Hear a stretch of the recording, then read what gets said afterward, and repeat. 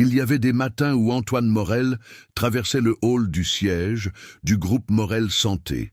Marbre blanc, lumière tamisée, réceptionniste en tailleur noir, et où quelque chose d'indéfinissable se serrait dans sa poitrine. Pas de la douleur, pas de l'angoisse. Quelque chose de plus discret, presque invisible, comme un bruit de fond qu'on finit par ne plus entendre à force de s'y habituer.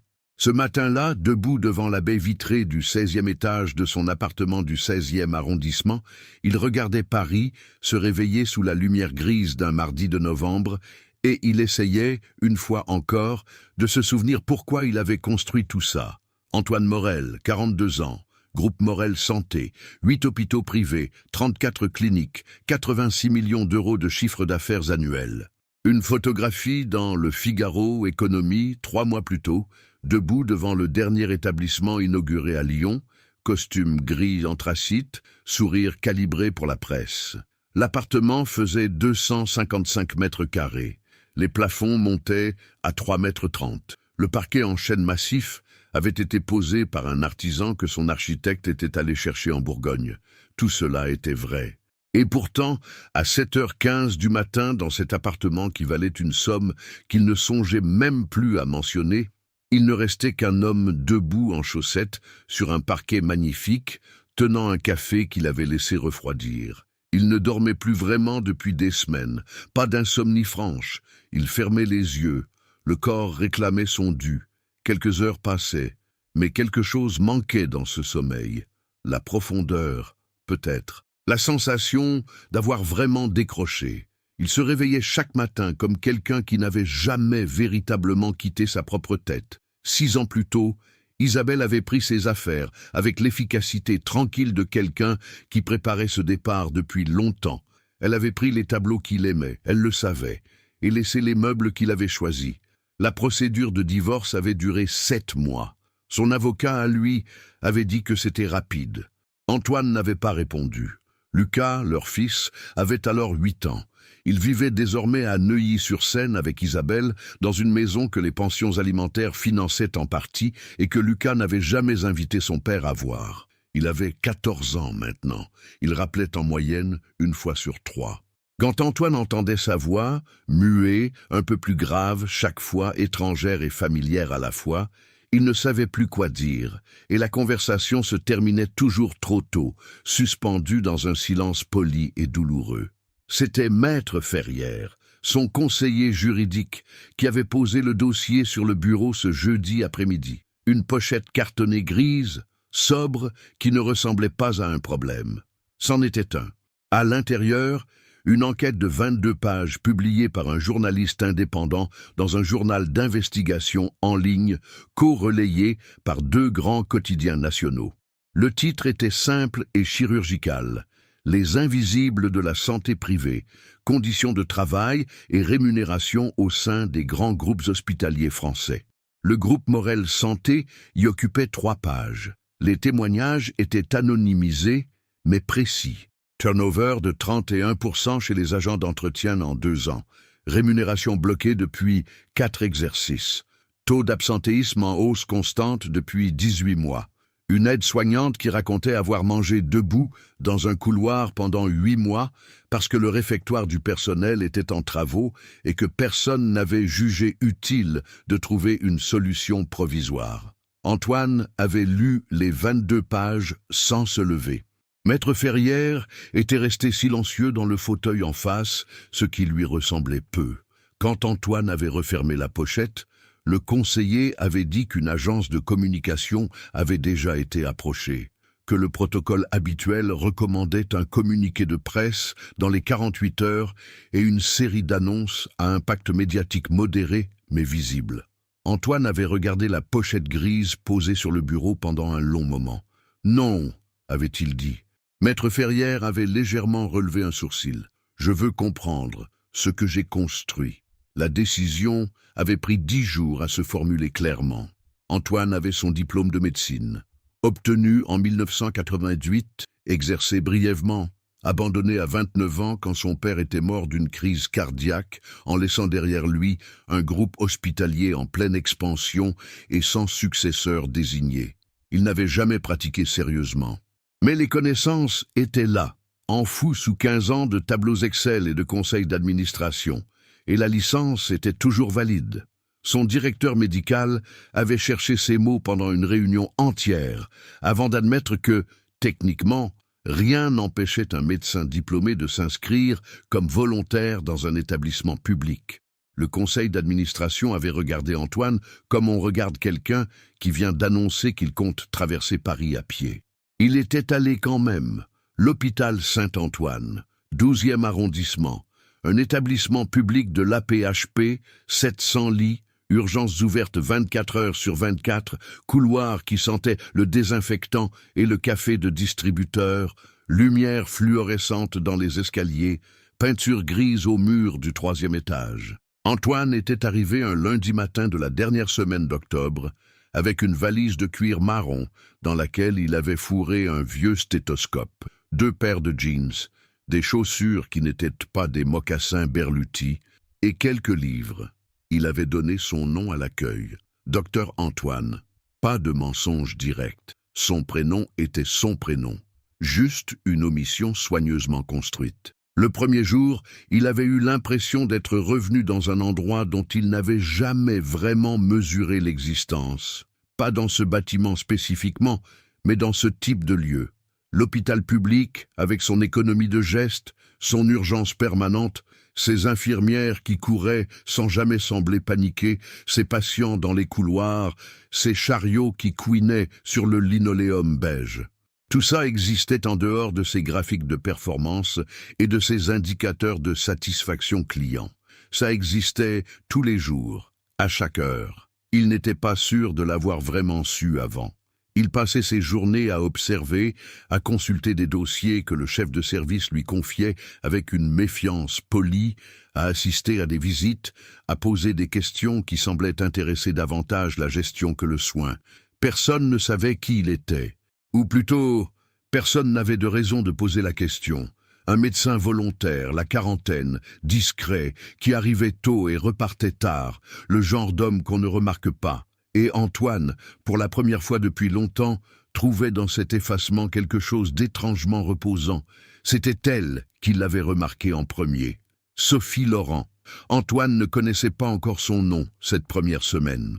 Il ne voyait qu'une femme en tenue bleue de travail, blouse, pantalon, chaussures antidérapantes blanches légèrement usées au talon, qui apparaissait chaque matin dans les couloirs du 3e étage avec une ponctualité qui ressemblait à de la conviction. Elle arrivait avant la lumière, avant le brouhaha, avant les chariots des petits déjeuners. À 5h40, le couloir était encore silencieux et elle le traversait avec son chariot de nettoyage sans faire plus de bruit que nécessaire, comme si elle connaissait par cœur la cartographie exacte de chaque craquement du plancher. Antoine l'avait remarqué un matin parce qu'elle lui avait tenu la porte d'un coup de hanche habile, les 2 mains occupées par son équipement, et qu'elle avait dit « bonne journée » avec le naturel de quelqu'un qui dit une chose vraie.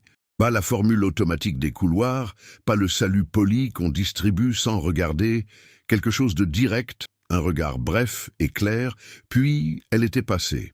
Il était resté une demi-seconde de trop dans le cadre de la porte avant de réaliser que la journée avait déjà commencé sans l'attendre.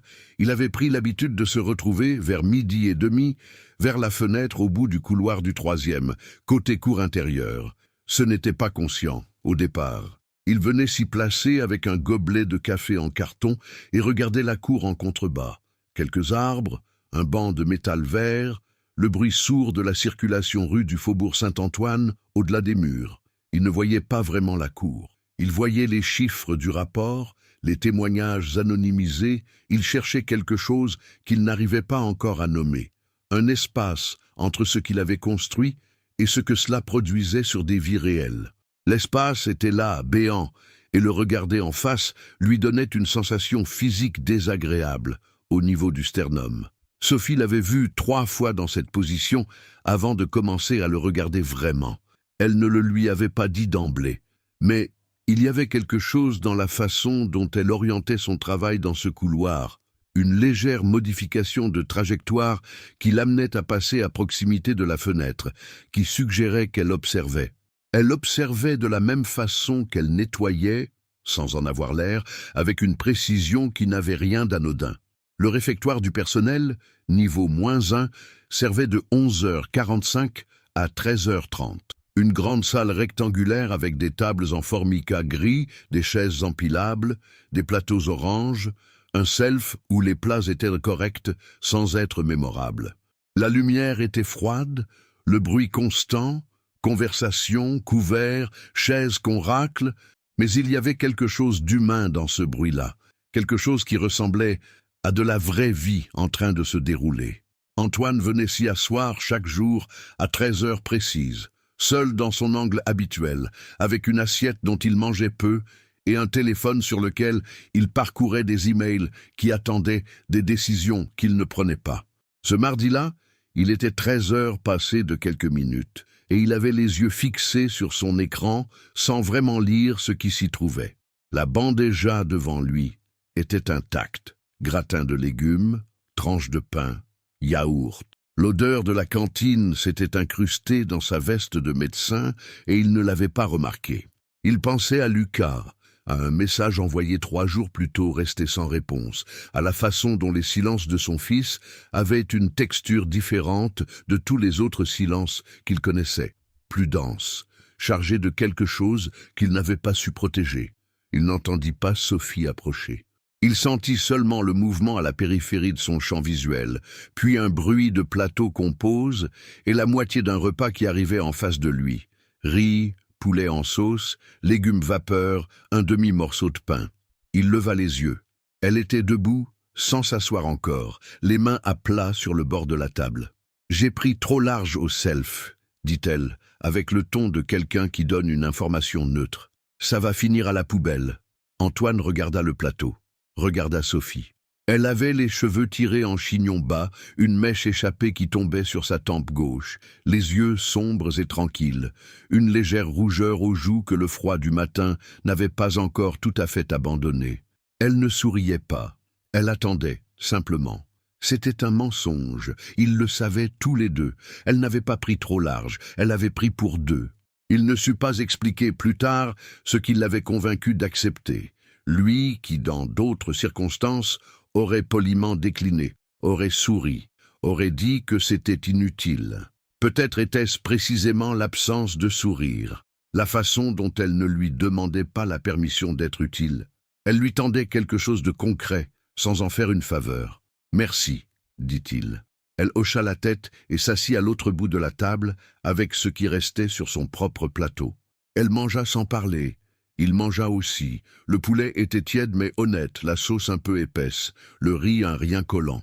C'était le premier repas complet qu'il avalait depuis 2 jours, et quelque chose dans son corps enregistra cela avec un soulagement qu'il trouva presque embarrassant. Ils ne parlèrent pas ce premier jour, mais elle revint le lendemain, et il était là. Le 2e jour, elle apporta de la soupe. Une thermos en plastique rouge qu'elle sortit de son sac avec le naturel de quelqu'un qui fait ça depuis toujours, et elle en versa une tasse qu'elle posa entre eux sans explication. Une soupe de légumes, carottes et poireaux, avec un fond de bouillon qui sentait le laurier et quelque chose d'autre qu'Antoine n'arriva pas à identifier tout de suite. Il attendit qu'elle commence à manger avant de prendre la tasse. Le liquide était chaud, vraiment chaud, pas la chaleur tiède des distributeurs automatiques. Il ferma les yeux une fraction de seconde en buvant la première gorgée, et Sophie vit ce mouvement infime, mais ne dit rien. « Vous faites quoi exactement comme volontaire ?» dit-elle au bout de quelques minutes. Pas une question agressive, une question directe posée par quelqu'un qui a l'habitude d'aller aux fêtes. « J'observe principalement, » dit Antoine. Elle coupa un morceau de pain. Observez quoi? Comment les choses fonctionnent, ce qui marche, ce qui ne marche pas. Elle mâcha, pensive. Et c'est quoi pour vous, ce qui ne marche pas? Il y eut un silence. Antoine regarda sa soupe. Beaucoup de choses, dit-il finalement. C'était la réponse la plus honnête qu'il avait donnée depuis son arrivée. Sophie hocha la tête avec l'air de quelqu'un qui trouve ça suffisant pour l'instant. Elle ne poussa pas. Il apprit plus tard que c'était là l'une de ses façons d'être. Elle ne tirait pas sur les fils qu'on lui tendait à moitié. Elle attendait que le fil vienne jusqu'à elle de lui-même, ou pas. Ça ne semblait pas la déranger. Les jours suivants s'établirent selon un rituel dont ni l'un ni l'autre ne décida consciemment. 13 heures, le réfectoire. Parfois, elle avait la thermos rouge, parfois non. Parfois, ils mangeaient, sans presque se parler, côte à côte, dans un silence qui n'avait rien de gêné, regardant le va-et-vient des collègues, les infirmières qui déjeunaient en 15 minutes chrono, les agents techniques qui jouaient aux cartes dans le coin du fond. Parfois, une conversation s'amorçait, légère d'abord, puis s'approfondissait presque sans qu'ils s'en aperçoivent, et Antoine se retrouvait à écouter des choses qu'aucun rapport de gestion n'avait jamais capturées. C'est là qu'il apprit l'existence de Yanis, un jeudi, au moment où Sophie débouchait sa thermos. « Mon fils a eu 19 en physique, dit-elle, avec une fierté si sobre qu'elle en devenait plus grande. 19 sur 20. Le prof lui a mis un commentaire écrit dans la marge. Ça fait 3 ans qu'il n'avait pas fait ça pour un élève. Quel âge ? Dit Antoine. 15 ans. Elle versa la soupe. Il veut faire l'école centrale, ou les arts et métiers. Il n'a pas encore décidé laquelle des deux il veut rendre folle. Antoine vit l'expression sur son visage en disant ça, quelque chose entre la fierté et une inquiétude qu'elle ne laissait pas déborder. Il est bon élève ? Il est excellent, dit-elle, sans hésiter, sans fausse modestie. Le problème, c'est que sa lycée est à Saint-Denis et que le labo de sciences est hors service depuis 3 ans. 3 ans. Les gamins font des TP sur papier. Elle posa sa cuillère. On fait de la physique sur papier. Vous imaginez apprendre à nager sans eau ? Antoine n'imagina pas. Il calcula, mentalement et malgré lui, le coût d'une rénovation de laboratoire scolaire. Ce n'était pas une somme astronomique. L'écart entre ce que ça coûtait et le fait que ça n'ait pas été fait depuis 3 ans lui parut soudainement obscène. Il ne dit rien de tout ça. Il demanda comment s'appelait Yanis. « Yanis Laurent », dit-elle. « Comme moi. Il a gardé mon nom quand son père est parti. » Une pause courte, nette, le genre de pause qu'on place délibérément pour indiquer qu'on n'ira pas plus loin dans cette direction. Ça lui convenait. À moi aussi. Antoine ne creusa pas.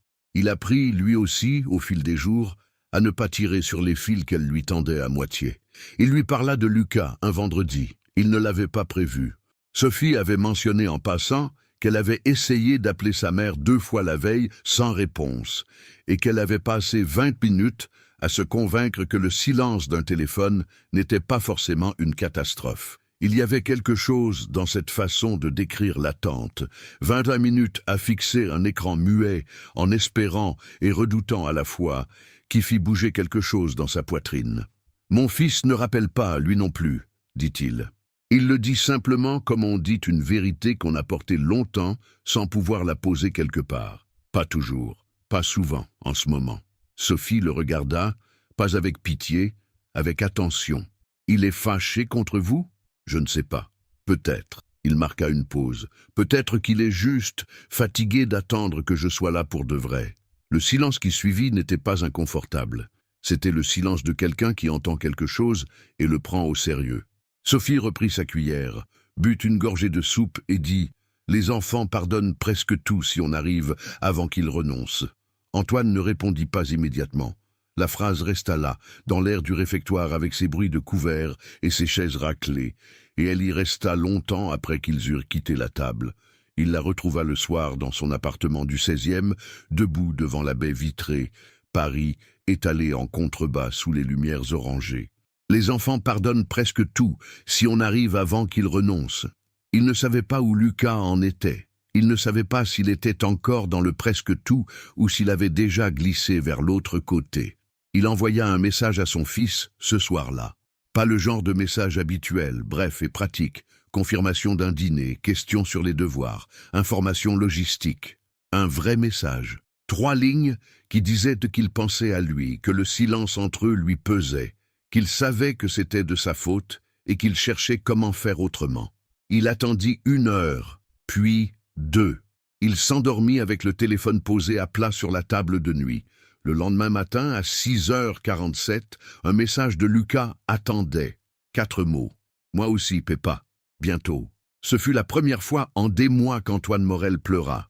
Il ne le dit pas à Sophie ce jour-là. Il arriva au réfectoire à 13h, avec quelque chose de différent dans le visage. Pas de la joie exactement, quelque chose de plus fragile et de plus réel. et Sophie le regarda une seconde de trop avant de sortir sa thermos. Elle ne posa pas de questions. Elle versa la soupe. Il pensa que peut-être elle avait compris toute seule, et il trouva dans cette éventualité quelque chose de vertigineux. La deuxième semaine s'écoula dans ce rythme établi, et Antoine commença à comprendre ce que signifiait observer vraiment. Pas observer avec les outils du gestionnaire, les indicateurs, les ratios, les matrices de performance. Observer comme on le fait quand on n'a plus d'intérêt à protéger. Il vit la façon dont les agents d'entretien s'organisaient entre eux pour couvrir les absences sans jamais en parler à l'encadrement, parce que l'expérience leur avait appris que les problèmes signalés revenaient plus grands que les problèmes silencieux. Il vit comment une infirmière de nuit réchauffait systématiquement de la soupe pour les brancardiers qui finissaient tard, parce qu'il n'y avait plus de restauration après 22 heures. Il vit les casiers du vestiaire dont les serrures étaient cassées depuis le printemps. Il vit Sophie, le mercredi matin, replacer avec soin le pied d'une plante verte en plastique décoratif que quelqu'un avait renversée dans le couloir. Une plante en plastique, ridicule et pathétique dans sa fausse verdure, et pourtant elle la redressa, comme si ça comptait.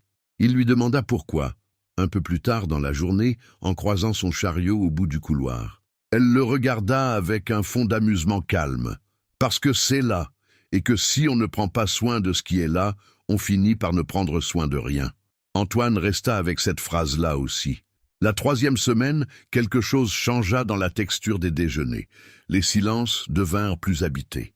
Les conversations prirent des bifurcations inattendues, à partir de rien, d'une remarque sur la météo ou sur un patient aperçu dans le couloir.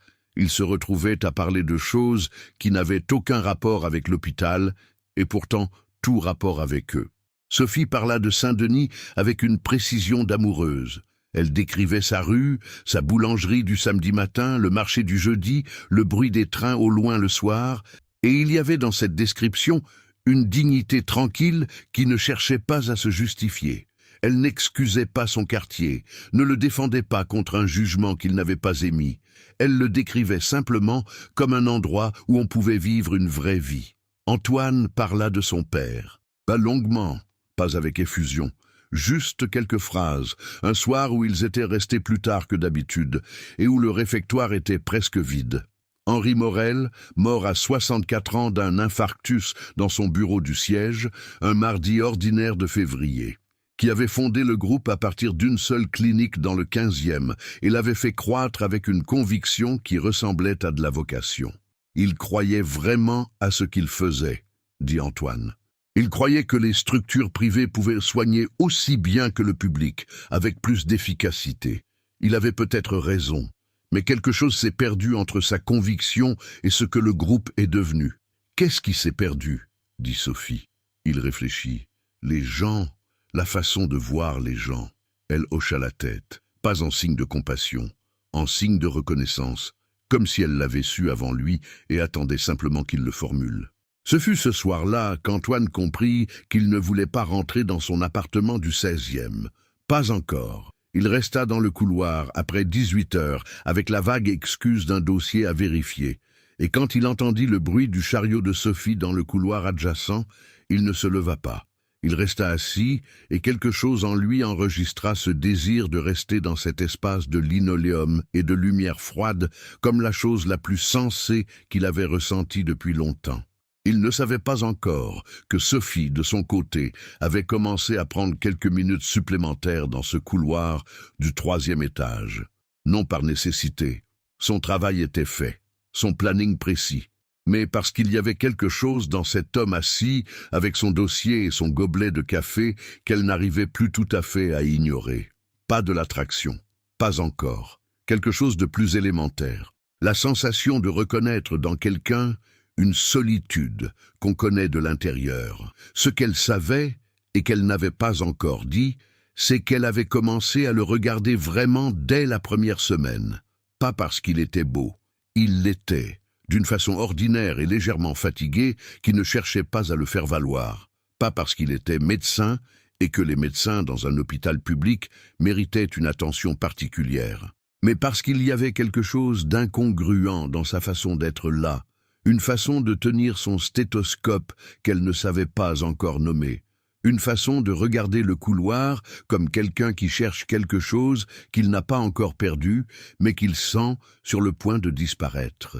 Une façon d'être dans cet hôpital comme quelqu'un qui n'appartient pas tout à fait à l'endroit où il se trouve, mais qui ne voudrait nulle part ailleurs. 10 ans dans les couloirs d'un hôpital vous apprennent à lire les gens avec une précision que aucune formation ne dispensait. Sophie avait vu des médecins épuisés, des médecins arrogants, des médecins touchants dans leur maladresse humaine, des internes à bout de nerfs et des chirurgiens blindés jusqu'à l'os. Elle avait appris à faire la différence entre quelqu'un qui joue un rôle et quelqu'un qui est simplement là. Antoine Morel, docteur Antoine, n'était pas simplement là. Ce mercredi après-midi de la 3e semaine, Sophie poussait son chariot dans le couloir du 3e étage à 17h50. La lumière des néons bourdonnait légèrement, un son de fond qu'elle n'entendait plus depuis des années. Les bureaux médicaux commençaient à se vider, des portes claquaient au loin, des voix descendaient vers les sorties.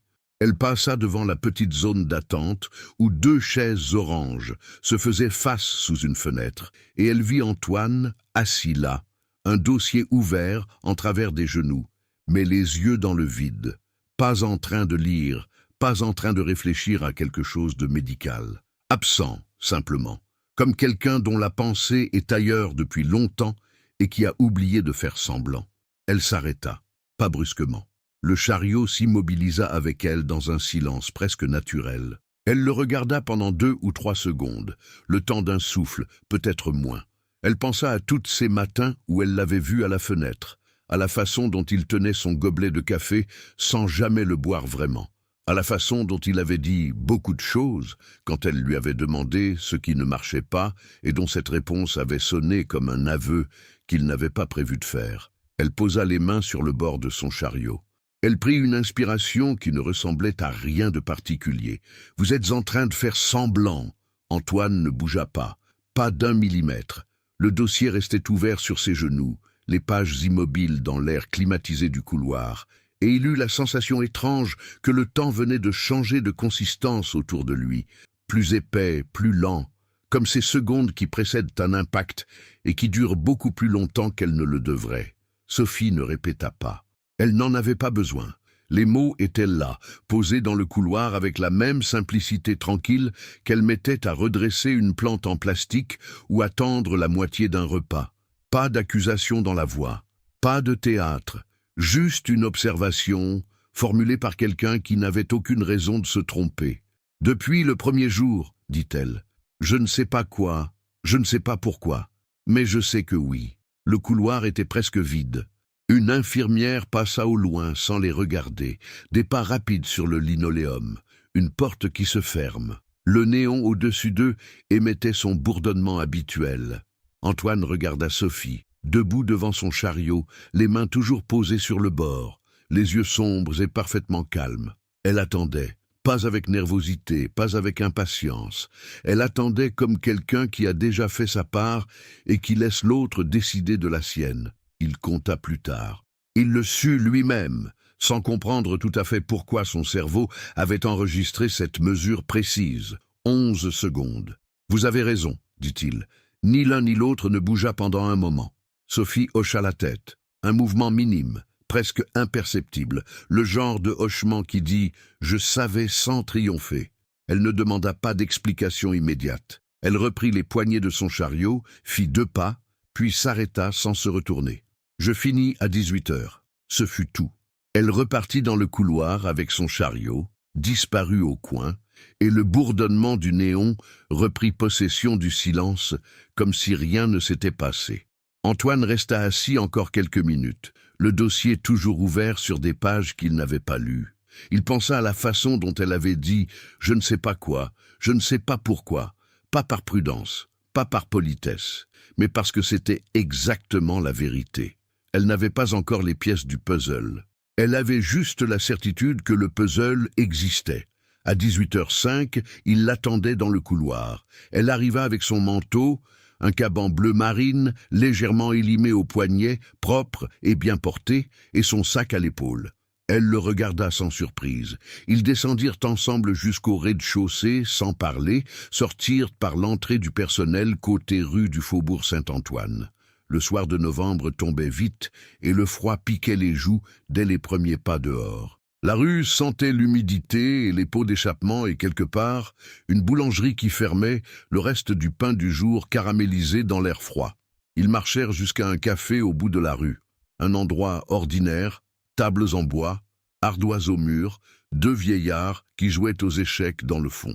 Ils s'assirent. Antoine commanda 2 cafés. Sophie croisa les mains sur la table et le regarda. Alors, il parla pendant 20 minutes. Pas tout d'une traite, avec des silences, des reprises, 1 ou 2 fois où il s'arrêta parce qu'il n'était pas encore sûr du mot juste. Il lui dit qu'il n'était pas un médecin volontaire au sens ordinaire, qu'il avait un diplôme de médecine qu'il n'avait jamais exercé, qu'il dirigeait un groupe de santé privé, qu'il avait lu un rapport sur les conditions de travail des personnels opérationnels dans des établissements comme celui-ci, et que quelque chose dans ce rapport l'avait rendu incapable de continuer à gérer à distance. Il ne dit pas encore le nom du groupe. Il y eut en lui à ce moment précis un mouvement de recul, pas de la lâcheté, ou peut-être un peu, mais surtout la conscience que dire le nom changerait quelque chose d'irréparable dans la façon dont elle le regardait, et qu'il n'était pas prêt. Il le nota, ce mouvement. Il le nota et il ne se l'excusa pas. Sophie écouta tout sans l'interrompre. Elle avait les 2 mains autour de sa tasse de café, les yeux posés sur lui, avec cette attention directe qui ne cherchait pas à ménager. Quand il eut fini, elle garda le silence quelques secondes. « Vous êtes venu faire quoi, exactement ?»« Un rapport. Au départ, peut-être. Et maintenant ?» Il hésita. « Je ne sais plus. » Elle but une gorgée de café. Dehors, la rue s'animait dans le froid du soir, des silhouettes pressées, des vélos qui slalomaient entre les voitures, une femme qui appelait quelqu'un sur son téléphone avec la voix trop haute de quelqu'un qui s'inquiète. Sophie regarda par la vitre un instant, puis revint vers lui. « Ce que vous avez fait est bizarre, dit-elle, mais ce que vous avez vu pendant 3 semaines, c'est réel. La façon dont vous l'avez vu, ça dépend de vous. Ce n'était pas un pardon, ce n'était pas non plus une condamnation. C'était une distinction, posée avec la précision de quelqu'un qui refuse de mélanger les choses. Il trouva dans cette distinction quelque chose de plus exigeant que n'importe quelle absolution facile. Ils restèrent dans ce café 1 heure de plus. La conversation bifurqua, s'allégea par endroits, revint sur des choses déjà dites pendant les déjeuners, mais qu'ils pouvaient maintenant reprendre différemment, avec moins de précautions, comme des gens qui ont accepté que la conversation soit réelle. Sophie parla de Yanis encore, de la façon dont son fils dessinait des schémas de ponts sur des feuilles de brouillon depuis l'âge de 10 ans, des petits ponts en allumettes, puis en bâtons de glace, et maintenant des structures entières sur papier millimétré. Il ne sait pas encore que c'est un don, dit-elle. Il pense juste que c'est ce qu'il aime faire. Elle sourit en disant ça, le premier vrai sourire qu'Antoine lui vit, un sourire qui partait des yeux avant d'arriver à la bouche, rapide et profond, comme quelque chose d'involontaire, pas la émotion superficielle de quelqu'un qui performe la fierté parentale. Pas une vitrine, ce n'était pas de la fierté, c'était de l'amour, direct, sans ornement, le genre qu'on ne décide pas d'avoir. Il se retrouva à parler de son propre père d'une façon différente de la fois précédente. Pas l'effet, cette fois, mais quelque chose de plus fragile. La façon dont Henri Morel lui avait dit, quelques mois avant sa mort, qu'il espérait qu'Antoine serait un meilleur médecin que lui-même n'avait été un père. Il ne l'avait pas compris sur le moment. Il avait 28 ans. Il était en train de boucler son internat et il avait entendu la phrase comme un compliment déguisé. Ce n'est que des années plus tard, assis seul dans un appartement de 255 mètres carrés, un soir de semaine, qu'il avait compris ce que son père cherchait à lui dire. Qu'il avait raté quelque chose, dit Sophie doucement. Qu'il avait raté quelque chose, répéta Antoine. Ils sortirent du café à 19h30. La rue était froide et sèche. Le pavé brillait sous les réverbères. Ils marchèrent jusqu'au coin où leurs directions se séparaient. Elle vers la station de métro, lui vers sa voiture garée rue de Lyon. Ils s'arrêtèrent là, dans ce coin de trottoir, avec le bruit de la ville autour. Et Sophie remonta le col de son caban. « Demain, réfectorio, dit-elle. 13h. Il sourit, un sourire petit et vrai. « Je serai là. » Elle repartit sans se retourner. Il la regarda s'éloigner jusqu'à ce que la foule l'absorbe et resta encore quelques secondes sur ce trottoir, avec le froid sur les joues et quelque chose dans la poitrine qu'il n'arriva pas à nommer ce soir-là. Ce n'était pas de la légèreté exactement. Trop tôt pour ça, trop de choses encore non dites entre eux. Mais c'était quelque chose qui ressemblait à de la présence. La sensation d'être véritablement là, dans ce coin de rue du 12e arrondissement, avec le froid et les voitures et les bruits du soir, pas en train de penser à autre chose, pas en train de gérer mentalement une réunion de demain. Là. Il rentra à pied jusqu'à sa voiture et ne regarda pas son téléphone une seule fois.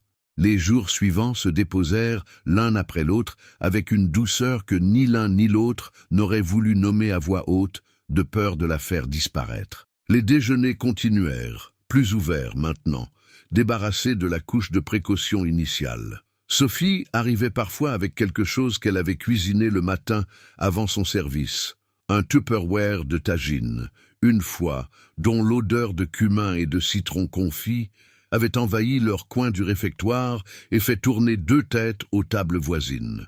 Elle expliqua que sa mère, Monique, cuisinait pour 3 même quand il n'y avait plus de raison, et que l'appartement de Saint-Denis sentait toujours quelque chose à cette heure-là du matin. Elle dit que cuisiner, c'est garder les gens avec soi, dit Sophie. Elle a perdu son mari il y a 15 ans et elle cuisine encore pour 4. Antoine mangea le tagine avec un morceau de pain et la conviction tranquille que c'était le meilleur repas de son année.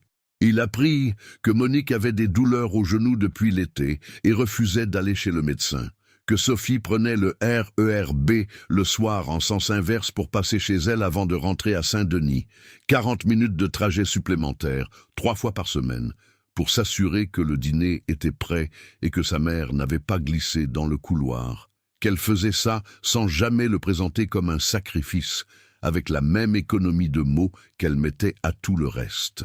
Que sa mère appelait Antoine le monsieur de l'hôpital, sans savoir qu'elle en parlait à Sophie, et que Sophie ne l'avait pas corrigé. Un mercredi soir, Antoine prit la route de Neuilly-sur-Seine. Il n'avait pas prévenu Lucas. Il sonna à l'interphone avec une sensation dans l'estomac qu'il n'arrivait pas à classer entre l'appréhension et autre chose, quelque chose de plus aigu.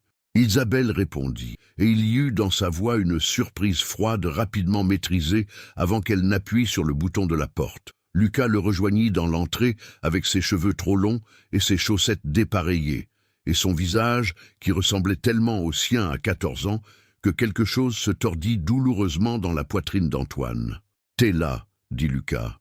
Je suis là. » Ils passèrent 2 heures ensemble dans le salon. Isabelle disparut vers d'autres pièces avec un tact imprévu. Lucas lui montra ses dessins. Il faisait de la bande dessinée depuis 6 mois. Des personnages inventés dans des villes inventées avec une précision architecturale de bâtiments qui n'existaient pas encore. Antoine regarda chaque page avec attention véritable, pas avec la politesse démonstrative d'un père qui performe l'intérêt. Il y avait quelque chose dans ses dessins, quelque chose de sérieux, d'habité, qui le surprit réellement. « Tu es doué, dit-il. » Lucas haussa les épaules avec l'embarras des gens qui savent que c'est vrai. « T'exagères. »« Non, dit Antoine. En repartant, sur le trottoir de Neuilly avec le froid de novembre sur le visage, il pensa à Sophie qui disait « Il ne sait pas encore que c'est un don ». Il pensa que peut-être tous les enfants doués avaient besoin que quelqu'un arrive avant qu'ils renoncent à le croire eux-mêmes. Il était 19h45 quand son téléphone vibra. Un email de sa directrice administrative, objet, confidentiel, projet Saint-Antoine. Il ouvrit le mail debout sur le trottoir, sous le halo orangé d'un lampadaire, et lut les premières lignes avec la sensation d'un plancher qui se dérobe. Le comité de direction avait avancé la réunion d'évaluation pour le projet de reprise de gestion de l'hôpital Saint-Antoine. Les analyses financières étaient prêtes. Les projections de rentabilité, positives. La date de présentation au conseil d'administration avait été fixée à la semaine suivante. On attendait la validation du PDG, son nom, sa signature, sa décision. Le groupe Morel Santé, l'hôpital où Sophie travaillait depuis 10 ans.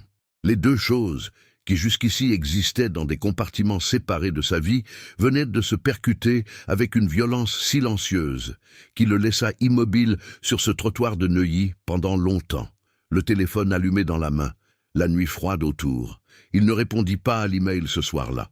Il rentra dans son appartement du 16e, traversa le salon sans allumer les lumières, s'assit dans l'obscurité avec Paris en contrebas, et quelque chose qui ressemblait pour la première fois depuis longtemps à de la honte.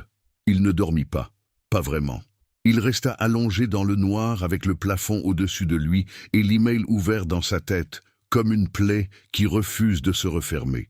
Les mots revenaient par fragments, projet de reprise de gestion, projection de rentabilité positive, validation du PDG.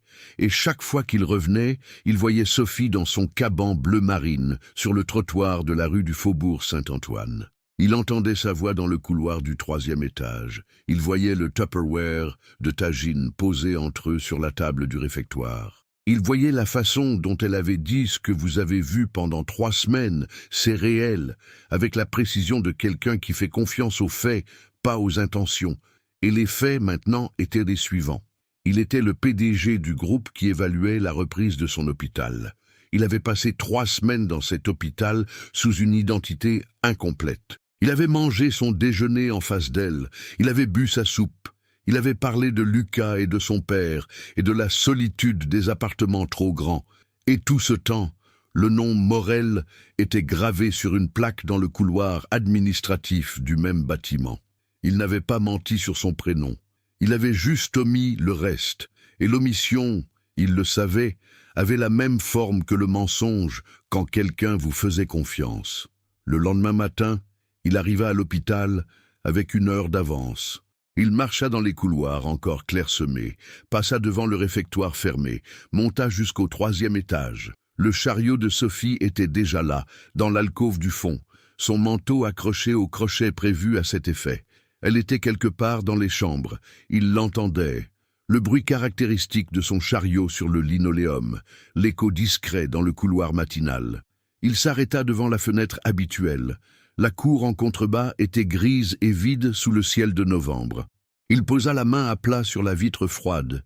Il avait 2 options. Il pouvait ne rien dire, attendre que la réunion du conseil d'administration passe, que la décision soit prise, que Sophie n'apprenne jamais le lien entre lui et ce projet, ou l'apprenne trop tard, quand la géographie des rapports de pouvoir rendrait toute explication indécente. Ou il pouvait tout dire, tout, y compris le nom, y compris le projet de reprise. Y compris le fait que pendant 3 semaines, il avait recueilli des informations dans un établissement qu'il évaluait à distance pour des raisons financières, même si ce n'était pas ainsi que ça avait commencé, même si entre-temps quelque chose d'autre s'était produit. Les 2 vérités coexistaient et aucune n'effaçait l'autre. Il entendit le chariot s'arrêter derrière lui. « Vous êtes tôt », dit Sophie. Il se retourna. Elle était là dans sa tenue de travail, les cheveux encore humides du matin, une légère marque de fatigue sous les yeux qui disait qu'elle aussi avait mal dormi. Monique peut-être, ou Yanis, ou simplement la fatigue accumulée de 10 ans de 6 heures du matin. Elle le regarda avec son attention habituelle et il vit le moment exact où elle perçut que quelque chose n'allait pas. « Il faut que je vous dise quelque chose », dit-il. Elle ne répondit pas. Elle appuya son chariot contre le mur avec soin, croisa les bras, pas en signe de fermeture, mais de quelqu'un qui s'installe pour écouter quelque chose de sérieux, et attendit. Il dit le nom, Groupe Morel Santé. Il vit le léger mouvement de ses sourcils, le temps d'une fraction de seconde, et puis rien. Elle continua à l'écouter sans l'interrompre, pendant qu'il expliquait le rapport, la décision de venir lui-même, le diplôme jamais exercé, le projet de reprise que son équipe avait fait avancer en parallèle sans qu'il l'ait formellement validé, mais sans qu'il l'ait arrêté non plus. Il ne s'accorda aucune circonstance atténuante dans la façon dont il présenta les faits. Il avait appris d'elle, ces 3 semaines, que la précision était une forme de respect. Quand il eut fini, elle ne dit rien pendant un long moment. Elle regardait quelque chose au-delà de lui, peut-être la fenêtre, peut-être simplement l'espace, entre ce qu'elle avait cru et ce qui était. Puis elle décrocha son manteau du crochet, le plia soigneusement sur son bras. « Je vais finir mon service », dit-elle. Sa voix était plate et parfaitement contrôlée. On se voit à 18 heures. Couloir D. Il hocha la tête. Elle repartit avec son chariot sans regarder en arrière, et il resta seul devant la fenêtre avec la cour vide en contrebas et la sensation d'attendre un jugement qu'il n'avait aucune raison de contester.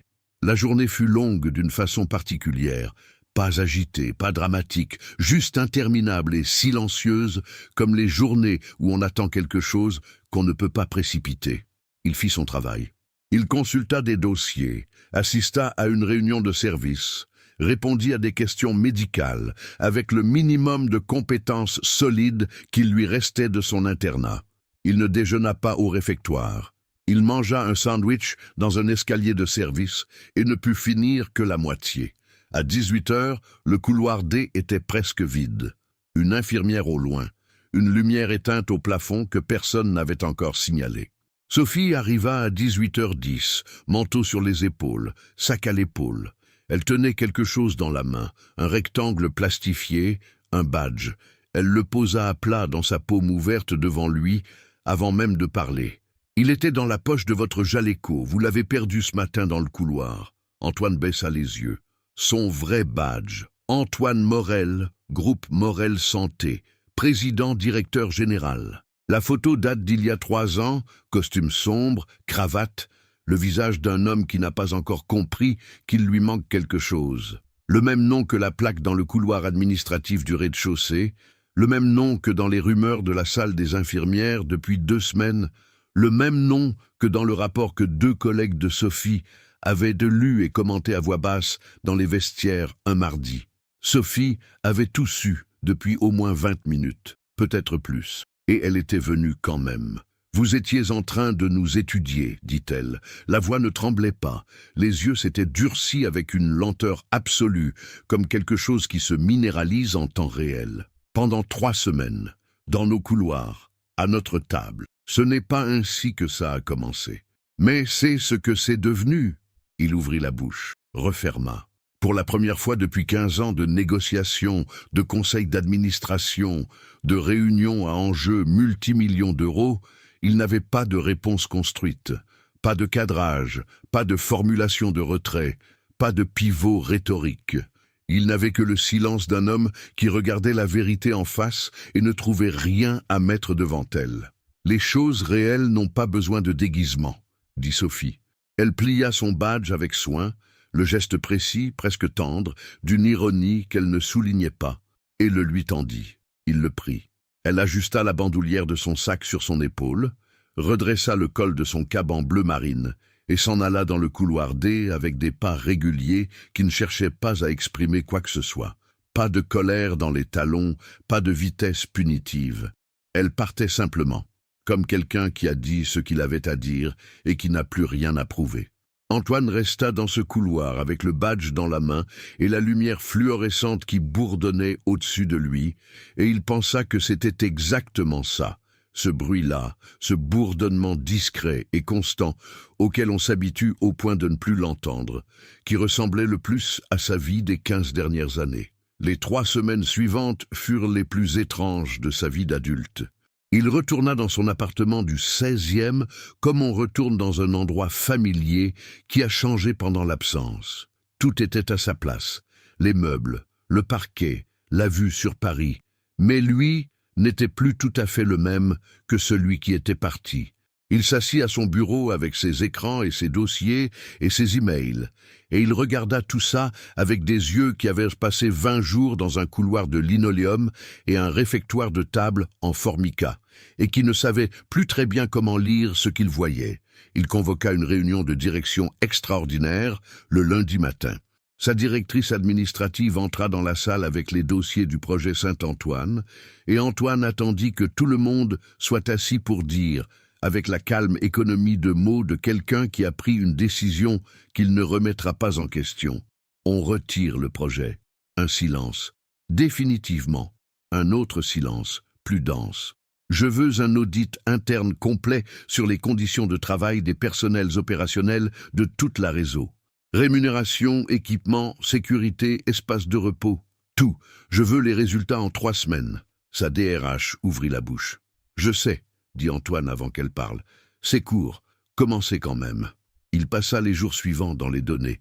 Il les lisait différemment maintenant, pas comme des ratios abstraits, mais comme des traces de vie réelle.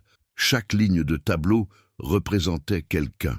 Quelqu'un qui arrivait à 5h40 le matin, qui mangeait dans des couloirs en travaux, qui couvrait les absences des collègues sans le signaler parce que signaler coûtait plus cher que taire. Il écrivit lui-même le rapport. Pas avec les formulations lisses des communications institutionnelles, mais avec des mots directs, des chiffres bruts, des constats formulés sans ménagement pour le groupe qu'il dirigeait. Il le fit relire par maître Ferrière, qui lut les 28 pages sans lever les yeux une seule fois et dit à la fin « Vous savez que ça va faire du bruit. »« Oui, » dit Antoine, « c'est l'idée. » Il pensa à Sophie tous les jours, pas de façon romantique ou dramatique, pas comme quelqu'un qui nourrit une obsession, mais comme quelqu'un dont la présence avait modifié quelque chose d'essentiel dans sa façon de voir et dont l'absence laissait maintenant un espace qu'il sentait précisément. Il pensait à elle quand il lisait les témoignages du rapport, parce qu'elle était là, dedans, anonymisée comme les autres, mais reconnaissable à lui seul. Il pensait à elle quand il passait devant le rayon épices au supermarché et que l'odeur du cumin lui rappelait le Tupperware. Il pensait à elle quand il déjeunait seul dans son bureau et que le silence autour de lui avait une texture différente de ce qu'il avait été avant. Il n'essaya pas de la contacter. Il savait que contacter Sophie avant d'avoir agi ne serait que des mots et que Sophie n'avait que faire de ces mots. Elle avait vu ce qu'il valait quand il n'était pas suivi d'autre chose. Le rapport fut publié en interne un mardi matin, avec une note de sa main en introduction qui ne laissait aucune ambiguïté sur les responsabilités, y compris les siennes. Le plan d'augmentation des rémunérations suivit 48 heures plus tard, validé par le conseil d'administration dans une réunion dont l'atmosphère n'avait rien eu d'habituel. 28% d'augmentation sur le pied salarial des personnels opérationnels, calendrier de rénovation des espaces de repos dans les 8 établissements, protocole de signalement des problèmes d'entretien avec délai de traitement maximal de 72 heures. Des mesures concrètes, datées, budgétées, sans annonce de presse. Ce ne fut pas pour Sophie qu'il les prit, ou plutôt, il les prit parce qu'elles étaient justes, et il les prit parce que Sophie lui avait appris à voir pourquoi elles étaient justes. Ce n'était pas la même chose. Il alla à la mairie du 12e arrondissement un jeudi après-midi avec un dossier sous le bras. Il demanda à voir le responsable du partenariat avec les établissements scolaires. On lui dit que ce n'était pas ainsi que ça fonctionnait. Il attendit 2 heures sur une chaise plastique dans un couloir, et quand quelqu'un finit par le recevoir, il exposa ce qu'il avait en tête avec la clarté et la concision de quelqu'un qui a appris à l'économie des mots. La fondation du groupe Morel Santé souhaitait financer intégralement la rénovation du laboratoire de sciences du lycée de Saint-Denis. Pas un partenariat avec affichage de logo, pas une action de communication. Un laboratoire fonctionnel, moderne, équipé pour les filières scientifiques. Budget disponible immédiatement. Délai de réalisation, 6 mois. Le responsable le regarda un moment comme on regarde quelqu'un qu'on n'est pas tout à fait sûr de comprendre. Pourquoi ce lycée en particulier? Antoine réfléchit une seconde. Parce que quelqu'un m'a appris qu'il y a une différence entre faire un geste et comprendre pourquoi on le fait. Il ne contacta pas Sophie pour lui dire ce qu'il avait fait. Il fit ce qu'il fit et il laissa le temps passer. Ce fut par Yanis que Sophie l'apprit. Un soir de début décembre, son fils rentra du lycée avec une feuille de papier dans la main et quelque chose dans le visage, qu'elle reconnut immédiatement comme de l'incrédulité heureuse, le visage de quelqu'un à qui une bonne chose est arrivée et qui ne sait pas encore si c'est réel. La proviseure avait annoncé en classe que les travaux du laboratoire de sciences commenceraient en janvier. Financement intégral par une fondation privée, 6 mois de délai. Elle a même dit qu'il y aurait du matériel neuf, dit Yanis. Des microscopes numériques, un oscilloscope. Il posa la feuille sur la table. Maman, des microscopes numériques. Sophie regarda la feuille. Elle lut le nom de la fondation, Fondation Groupe Morel Santé. Elle resta immobile un moment avec la feuille entre les mains dans la cuisine de leur appartement de Saint-Denis, avec le bruit du train au loin et l'odeur du dîner de Monique qui venait du couloir, et quelque chose en elle fit un mouvement lent et inattendu, comme une pièce qui se remet en place après avoir été longtemps déplacée. Elle ne pleura pas, elle n'était pas le genre. Mais elle resta assise un long moment à la table de cuisine après que Yanis fut parti dans sa chambre, et elle pensa à Antoine Morel dans son couloir de linoléum avec son dossier ouvert et ses yeux qui ne voyaient pas ce qu'il regardait. Elle pensa à la façon dont il avait dit quelque chose, s'est perdu entre sa conviction et ce que le groupe est devenu. Elle pensa à la plante en plastique qu'elle redressait chaque matin, parce que si on ne prend pas soin de ce qui est là, on finit par ne prendre soin de rien. Elle pensa, pour la première fois depuis longtemps, que peut-être certaines personnes changeaient vraiment, puis elle pensa que peut-être certaines personnes faisaient semblant de changer, et qu'elle ne savait pas encore dans quelle catégorie Antoine Morel se trouvait, et que la seule façon de le savoir était une chose qu'elle n'était pas encore décidée à faire. Elle alla se coucher sans avoir décidé quoi que ce soit. Mais le lendemain matin, avant de prendre le RER, elle sortit son téléphone. Elle avait son numéro. Il le lui avait donné le soir du café, sans pression, juste en disant au cas où.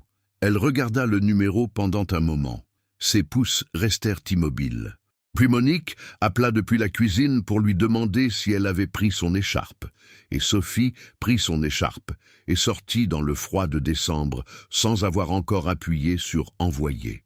3 jours passèrent. Sophie alla au travail, rentra, réchauffer le dîner de Monique, vérifia les devoirs de Yanis, qui passait ses soirées à dessiner des plans de laboratoire imaginaires sur du papier millimétré avec une concentration de chirurgien, et se coucha chaque soir avec le téléphone posé sur la table de nuit, et le numéro d'Antoine quelque part dans l'appareil, non ouvert, non supprimé.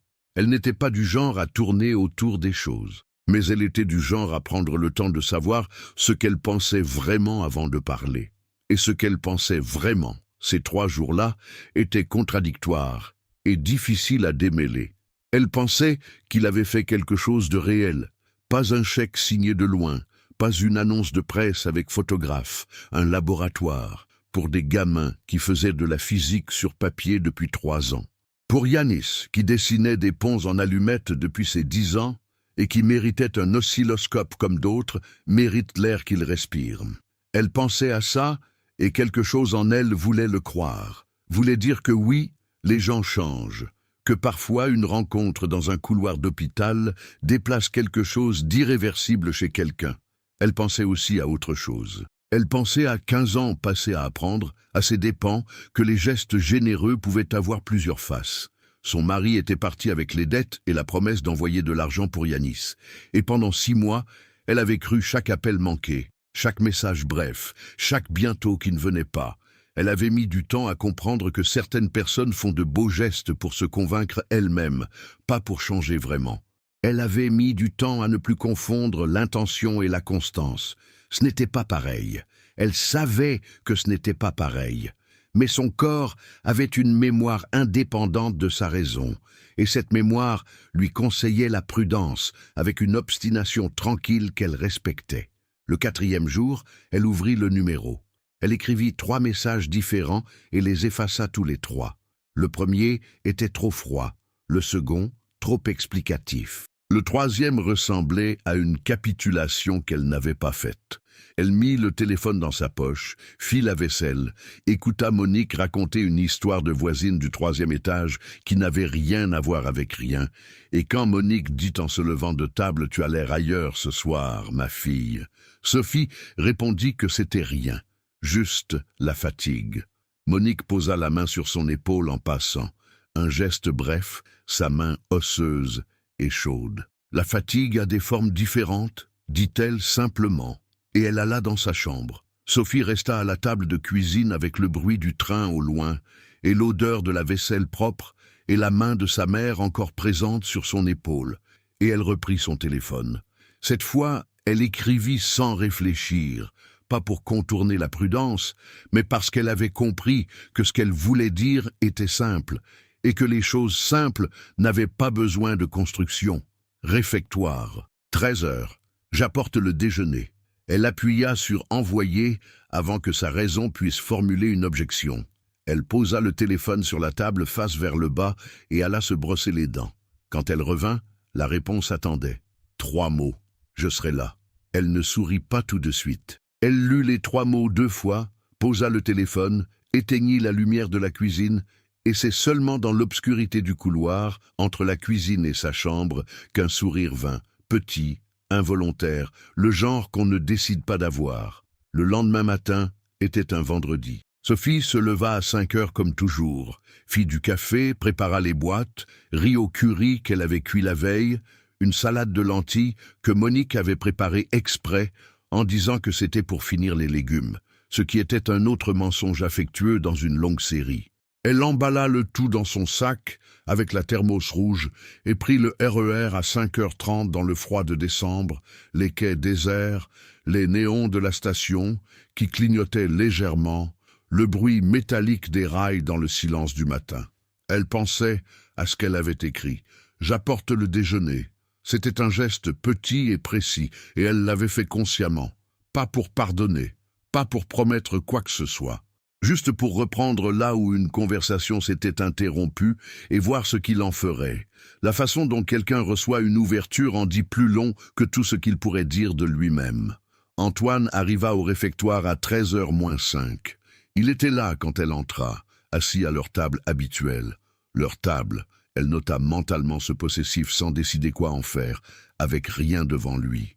Pas de téléphone, pas de dossier, pas de gobelet de café automatique pour se donner une contenance, juste lui, assis, les mains posées à plat sur la table, qui attendait. Il se leva légèrement quand il la vit entrer, un geste à mi-chemin entre la politesse et autre chose, et se rassit quand elle s'approcha. Elle posa les boîtes sur la table, sortit la thermos, disposa les couverts. Elle ne dit rien de grand. « Du curry et des lentilles », dit-elle. « Ma mère a cuisiné. »« Dites-lui merci de ma part », dit Antoine. Sophie s'arrêta une fraction de seconde. « Elle ne sait pas que c'est pour vous. Alors dites-lui merci pour moi quand même. » Il y avait quelque chose dans cette réponse. Son absence de complications, sa façon de ne pas chercher à corriger la situation ou à la charger de sens, qui fit descendre quelque chose de tendu dans les épaules de Sophie. Pas de la détente complète. Juste une légère modification de posture, comme une porte qui s'entr'ouvre sans s'ouvrir tout à fait. Ils mangèrent. Le curry était chaud et parfumé, le curcuma et le gingembre présents, mais sans violence. Le riz, juste assez ferme. Antoine mangea avec une attention qui n'était pas de la politesse. Il mangea comme quelqu'un qui goûte vraiment ce qu'il a dans l'assiette, comme quelqu'un qui est présent dans ce qu'il fait. Sophie observa ça sans le souligner. « J'ai appris pour le laboratoire », dit-elle au bout de quelques minutes. Antoine leva les yeux. Il attendit. Yanis m'a montré la lettre de la proviseure. Elle posa sa fourchette. Il a dessiné un plan du nouveau labo cette nuit, sur papier millimétré, avec les dimensions exactes et l'emplacement de chaque appareil. Une pause. Il ne sait pas encore que c'est vous. Il n'a pas besoin de le savoir. Non, dit-elle. Il n'a pas besoin. Mais moi, si. Ed le regarda avec ses yeux directs et tranquilles. Pourquoi vous l'avez fait? Parce que c'était juste. C'était juste depuis 3 ans. Oui, il ne détourna pas le regard. Depuis 3 ans, c'était juste. Et depuis 3 semaines, je savais que ça existait. La différence, c'est ce que vous m'avez appris à voir. Sophie garda le silence. Pas le silence de quelqu'un qui refuse d'entendre, mais celui de quelqu'un qui entend et qui prend le temps de peser. Dehors, le réfectoire vivait autour d'eux, les bruits de couverts, les voix superposées, une chaise renversée et rattrapée au loin, un éclat de rire de l'autre côté de la salle. Tout ce bruit familier qui constituait le tissu sonore de leurs 13 heures depuis des semaines. « Vous avez changé », dit-elle enfin, « ou vous faites semblant d'avoir changé ». La question était directe comme tout ce qu'elle disait. Pas cruelle, précise. Antoine prit une respiration lente avant de répondre. « C'est exactement ce que je ne sais pas encore, » dit-il. « Et c'est pour ça que je vous ai demandé, si vous voulez, de m'aider à le découvrir. » Sophie le regarda longuement. Pas pour le déstabiliser, pas pour lui faire payer le silence. Elle le regardait vraiment, avec la même attention qu'elle mettait à lire les gens dans les couloirs depuis 10 ans, cette lecture lente et précise qui ne se laissait pas tromper par les surfaces. Elle cherchait quelque chose. Elle ne dit pas si elle l'avait trouvé. Ce n'est pas une réponse, dit-elle finalement. Non, dit Antoine, c'est mieux qu'une réponse, c'est une vérité. Un autre silence. Puis quelque chose de presque imperceptible bougea dans son visage. Pas un sourire, pas encore, mais quelque chose de moins fermé que ce qui était là avant. Comme une lumière qui s'allume derrière une fenêtre qu'on croyait définitivement obscure. Elle reprit sa fourchette. « Mangez vos lentilles, dit-elle. Elles sont meilleures chaudes. » Il mangea ses lentilles. Ils restèrent au réfectoire jusqu'à 13h50, plus longtemps que d'habitude, et la conversation qui se déroula dans ce temps supplémentaire ne ressembla à aucune de celles qu'ils avaient eues avant. Pas parce qu'elle était plus légère, elle était en fait plus dense, plus honnête, avec des aspérités que les premières semaines avaient soigneusement contournées. Sophie lui dit ce qu'elle avait vraiment pensé quand elle avait trouvé le badge. Elle lui dit qu'elle avait été tentée de ne pas venir à 18h, qu'elle était venue quand même, parce qu'elle refusait que sa colère parle à sa place. Antoine lui dit qu'il avait passé la nuit suivante dans le noir de son appartement avec quelque chose qui ressemblait, pour la première fois, à de la honte vraie. Pas la honte de se faire prendre, mais la honte de s'être laissé construire en quelqu'un à qui ce genre de choses pouvait arriver. « La différence est importante, » dit Sophie. « Je sais. » Dehors, Paris continuait dans son bruit de décembre. Le froid, les lumières qui s'allumaient plus tôt, les marchés de Noël au coin des rues, les gens qui marchaient vite avec des sacs et des écharpes et des visages fermés sur le vent. Antoine raccompagna Sophie jusqu'à l'entrée du personnel avant de partir, et ils s'arrêtèrent dans le froid du seuil, le même coin de trottoir que plusieurs semaines plus tôt, avec les mêmes bruits de circulation, mais quelque chose de complètement différent dans l'air entre eux. « Dimanche, » dit Sophie. Elle dit ça avec le ton de quelqu'un qui vient de décider quelque chose pendant qu'il parle. Yanis a un match de foot à 11h au parc de la Courneuve. Sa grand-mère vient. Si vous voulez voir à quoi ressemble un vrai dimanche. Elle marqua une pause. Pas d'agenda, pas de dossier, juste un match de foot et un sandwich triangle au jambon, si on a de la chance avec la buvette. Antoine la regarda. Il pensa à ses dimanches habituels, le silence de l'appartement, les emails professionnels qu'il ouvrait pour se donner l'impression d'exister, les restes de la semaine qui traînaient dans un réfrigérateur trop grand. Il pensa au parc de la Courneuve en décembre, au froid, au cri d'un match de minime, à Monique qu'il ne connaissait pas et à Yanis qui dessinait des ponts sur papier millimétré. « J'apporte quelque chose pour le café, » dit-il. Monique prend son café sans sucre et avec beaucoup de lait, dit Sophie. Une pause d'1 seconde, au cas où vous demandez. Elle rentra. Il resta sur le trottoir avec le froid sur le visage et quelque chose dans la poitrine qui ressemblait à de la gratitude. Pas de la gratitude abstraite, pas de la reconnaissance de circonstances, mais quelque chose de physique et de précis. Une chaleur dans la cage thoracique qui n'avait rien à voir avec la température extérieure. Il rentra chez lui. Pour la première fois depuis qu'il vivait dans cet appartement, 255 mètres carrés lui semblèrent non pas vides, mais simplement grands. Et la différence entre ces deux choses lui parut ce soir-là essentielle. Il appela Lucas depuis le canapé, sans s'asseoir à son bureau, sans préparer ce qu'il allait dire. Son fils décrocha à la 2e sonnerie, ce qui ne s'était pas produit depuis des mois. Ils parlèrent 25 minutes. De la BD en cours, d'un prof d'histoire que Lucas trouvait authentiquement passionnant, d'une sortie scolaire à Versailles la semaine suivante dont il ne voulait pas manquer le déjeuner parce que la cantine du château servait, paraît-il, des profiteroles. Antoine écouta tout avec l'attention totale de quelqu'un qui n'est nulle part ailleurs. Quand Lucas dit en raccrochant à bientôt « Pépa », la voix avait quelque chose de différent, pas encore tout à fait réconcilié.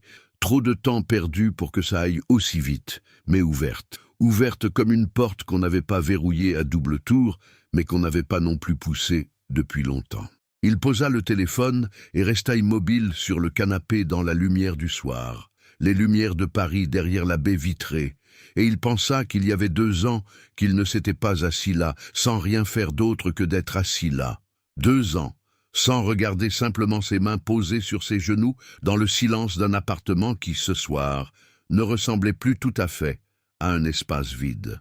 Le dimanche arriva avec ce froid sec et lumineux des matins de décembre à Paris, où le ciel est d'un bleu presque insolent et l'air sent le gel et la pierre froide.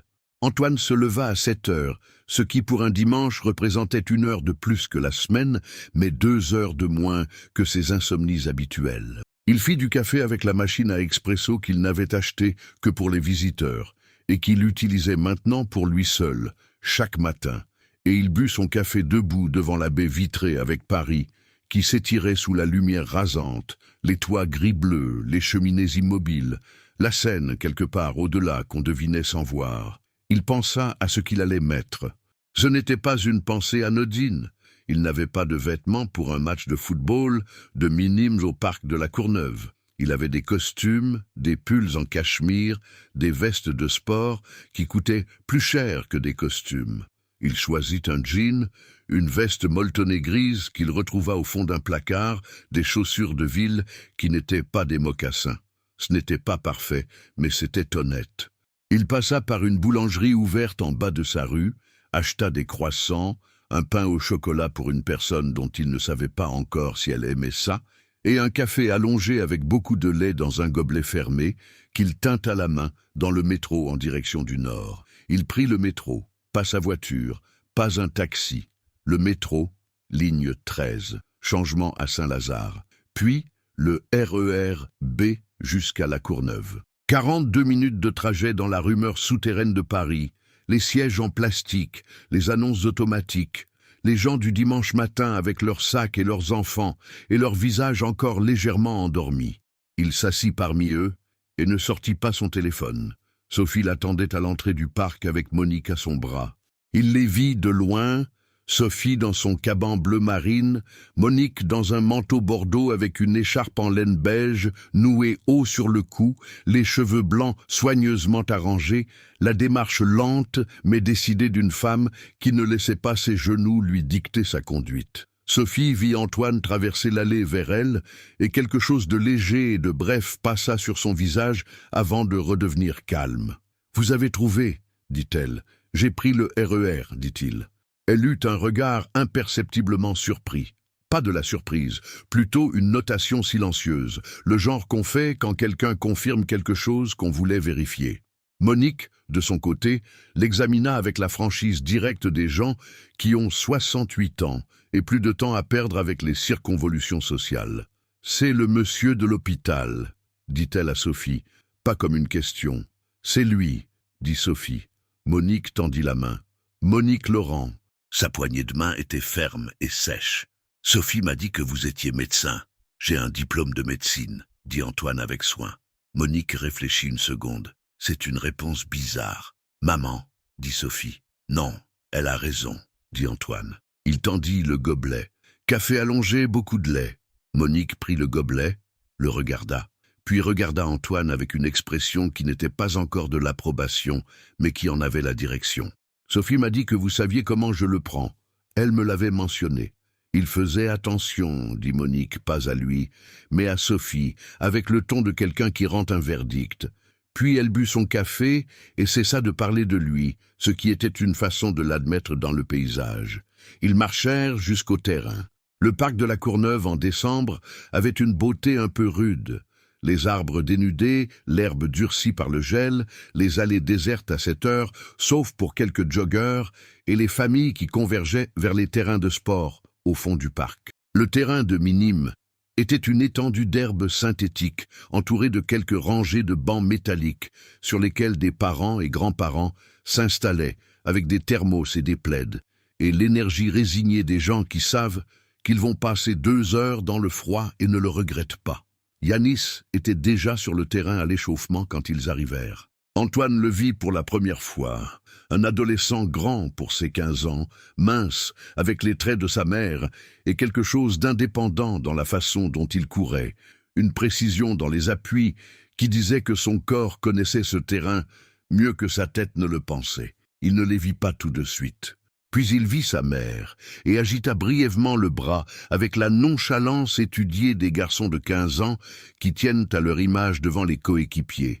et son regard glissa sur Antoine avec la curiosité neutre de quelqu'un qui note une présence inhabituelle sans décider encore quoi en penser. Ils s'assirent sur le banc, Monique au milieu, Sophie d'un côté, Antoine de l'autre. La thermos de Monique circula. Antoine accepta un gobelet de thé qu'elle lui tendit, sans lui demander s'il en voulait, ce qui était visiblement sa façon d'accueillir les gens. Le thé était fort et sucré et chaud, et dans le froid de ce matin de décembre, c'était exactement ce qu'il fallait. Le match commença. Yanis jouait milieu de terrain, un rôle de construction et de transmission qui correspondait parfaitement, pensa Antoine, à quelqu'un qui dessine des structures. Il ne marqua pas ce matin-là. Son équipe perdit 2-1 après une égalisation en seconde mi-temps qui arracha un cri collectif au banc et un geste de poing de Monique d'une expressivité inattendue. Mais il joua bien, avec cette intelligence de déplacement des gens qui voient le terrain entier plutôt que le ballon seul. Et 2 fois, Antoine se surprit à suivre ses courses avec l'attention sincère de quelqu'un qui regarde quelque chose qui mérite d'être regardé. Il joue comme il pense, dit Antoine à mi-voix entre les 2 mi-temps. Sophie tourna légèrement la tête vers lui. C'est-à-dire, il cherche les espaces avant de chercher le ballon. Il construit avant d'agir. Un silence d'1 seconde.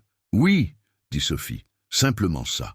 À la fin du match, Yanis vint les rejoindre avec ses chaussures couvertes de boue synthétique et une mèche collée au front par l'effort. Il regarda Antoine avec la franchise directe de quelqu'un qui n'a pas encore appris à enrober les questions. « Vous êtes qui ?»« Antoine, dit-il. » Yanis attendit la suite. Antoine n'en donna pas.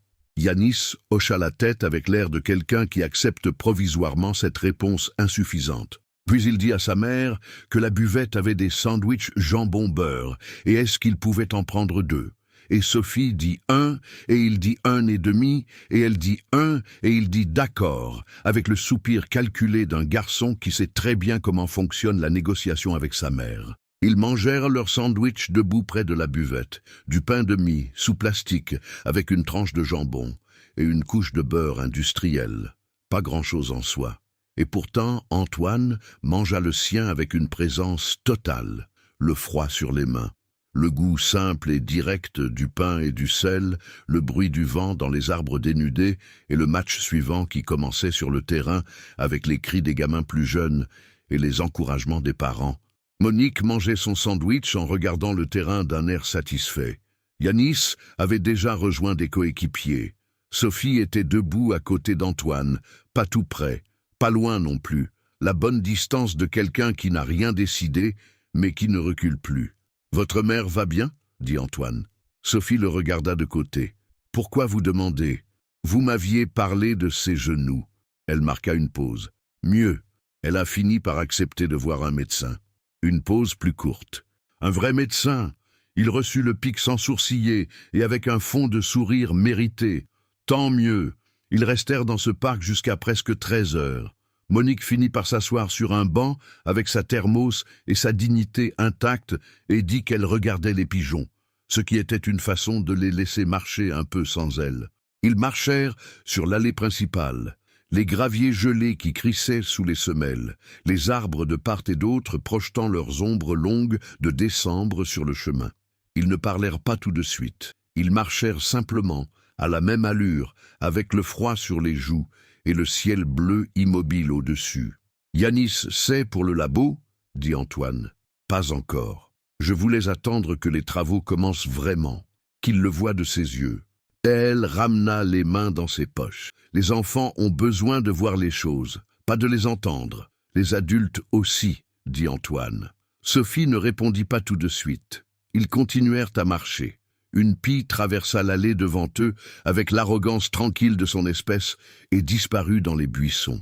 Le vent portait une odeur de terre froide et d'herbe gelée, cette odeur particulière des parcs l'hiver qui ne ressemble à rien d'autre. « Vous avez dit que vous ne saviez pas si vous aviez vraiment changé, » dit Sophie. Elle regardait devant elle en marchant. « Vous en savez plus maintenant ?» Antoine réfléchit. Pas pour gagner du temps, pour réfléchir vraiment.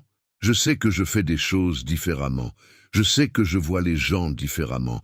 Si c'est le changement ou juste le début du changement, je ne peux pas encore vous répondre. Il fit 2 pas avant de continuer. Mais je pense que se poser la question honnêtement est déjà une partie de la réponse. Sophie hocha la tête lentement. C'est une réponse honnête. Pas une bonne réponse. Les bonnes réponses ne m'intéressent pas, dit-elle. Les réponses vraies, oui. Ils firent demi-tour au bout de l'allée, reprenant le chemin vers le banc où Monique attendait avec ses pigeons et sa thermos. Le soleil avait bougé dans le ciel, plus haut maintenant, projetant une lumière froide et dorée sur le gravier et les troncs d'arbres. Quelque part derrière les arbres, Yanis riait avec ses coéquipiers d'une façon qui ressemblait à ses 15 ans. Fort, sans retenue, avec toute l'insouciance de quelqu'un qui ne sait pas encore que la vie aura des angles difficiles. Il ne sait pas encore que c'est un don, dit Antoine doucement, reprenant les mots de Sophie. Elle le regarda. Vous avez retenu ça. J'ai retenu beaucoup de choses que vous avez dites. Un silence, pas inconfortable, habité. Le genre de silence qui existe entre les gens qui ont appris la forme de l'autre et qui n'ont plus besoin de le remplir de bruit. Sophie regardait les arbres dénudés, les branches fines contre le ciel bleu de décembre, et quelque chose dans son visage était différent de ce qu'il avait été dans le couloir du 3e étage quelques semaines plus tôt. Pas ouvert au sens naïf, elle n'était pas quelqu'un qui s'ouvrait naïvement, et ça ne changerait pas, mais présent, entier, le visage de quelqu'un qui a décidé d'être là vraiment, sans réserve supplémentaire. « On recommence à zéro », dit-elle. Ce n'était pas une question. Pas de dette de votre côté, pas de méfiance du mien. On recommence. Oui, dit Antoine. Ça ne veut pas dire que c'est simple, je sais. Et ça ne veut pas dire que je vais oublier. Je ne vous demande pas d'oublier. Je vous demande de regarder ce qui vient. Elle le regarda pendant un moment avec cette attention lente et précise qu'il avait congelée dans un couloir de linoléum un soir de novembre. Elle cherchait quelque chose. Peut-être le même quelque chose qu'elle cherchait ce soir-là, peut-être quelque chose de différent. Il ne baissa pas les yeux. « D'accord, » dit-elle. Ils rejoignirent Monique sur son banc. Elle leva les yeux de ses pigeons avec l'air de quelqu'un qui a très bien calculé le temps qu'il leur fallait. Elle ne dit rien, mais elle fit de la place sur le banc d'une façon qui incluait Antoine, naturellement, comme si la question de sa présence avait été réglée depuis longtemps, sans que personne ait eu besoin de le verbaliser. Yanis arriva 5 minutes plus tard avec sa veste sous le bras et ses joues rouges, et la question directe de quelqu'un qui a 15 ans et n'a pas encore appris à tourner autour. « On mange où ? » ?»« À la maison, » dit Sophie. Yanis regarda Antoine. « Vous venez ?» Un silence d'1 seconde. Sophie ne répondit pas à sa place. Antoine regarda Yanis, cet adolescent aux yeux vifs qui dessinait des ponts sur papier millimétré et qui allait bientôt avoir un oscilloscope et qui ne savait pas encore que c'était un don. Et quelque chose se déposa tranquillement dans sa poitrine. Quelque chose qui n'avait pas de nom encore, mais qui était là, solide et discret, comme une fondation qu'on pose sans cérémonie parce qu'on sait que c'est pour durer. « Si votre mère est d'accord, » dit-il. Yanis haussa les épaules, avec tout son 15 ans. « Man !» Sophie attachait son caban. Elle ne le regarda pas tout de suite. Elle finit de boutonner le dernier bouton, releva le col et dit, le plus naturellement du monde, comme quelqu'un qui dit une chose vraie, « Il y a de la place ». Monique se leva du banc avec ses genoux récalcitrants et sa thermos vide et son manteau bordeaux, et elle prit le bras d'Antoine sans lui demander la permission parce qu'elle en avait besoin et que la question ne se posait pas. Ils traversèrent le parc ainsi. Monique à son bras, Yanis 2 pas devant avec son sac de sport qui rebondissait sur l'épaule, Sophie à côté d'Antoine dans le froid du dimanche, le gravier qui crissait sous leurs pas et les arbres qui laissaient passer le soleil de décembre entre leurs branches nues. Et là, dans ce parc du nord de Paris, avec ses allées de gravier et ses arbres sans feuilles et son odeur de terre froide et d'herbe gelée, Antoine Morel comprit quelque chose qu'aucun chiffre d'affaires, aucun rapport annuel, aucun étage de l'immeuble, le plus beau du 16e arrondissement, n'avait jamais pu lui enseigner. Ce n'était pas la richesse qui manquait dans sa vie depuis 15 ans. Ce n'était pas le succès, pas la reconnaissance, pas le confort. C'était ça, ce gravier sous les semelles, ce bras de vieille dame dans le creux du sien, ce garçon qui marchait devant sans savoir qu'il portait déjà en lui le génie tranquille des bâtisseurs, Cette femme à côté de lui qui avait dit « il y a de la place » avec la simplicité absolue de quelqu'un qui ne donne pas ce qu'il n'a pas. C'était la présence. C'était être là vraiment, sans agenda dans la poche, sans écran entre soi et le monde, sans la distance confortable de celui qui observe et mesure et délègue. C'était laisser les choses arriver jusqu'à soi au lieu de les tenir à bout de bras. C'était un sandwich jambon-beurre dans le froid, et un café avec beaucoup de lait, et un match de football perdu 2-1, et une vieille dame qui décide que vous êtes fiable parce que vous saviez comment elle prenait son café. C'était tout ça. C'était exactement tout ça. Et pour la première fois depuis très longtemps, depuis si longtemps qu'il ne savait plus mesurer l'avant, Antoine Morel était exactement là où il était. Pas dans le prochain trimestre, pas dans la prochaine décision, pas dans le prochain étage à gravir. Là, dans ce parc, dans ce froid, avec ces gens. Et c'était, il le sut alors avec une certitude tranquille et absolue, infiniment suffisant.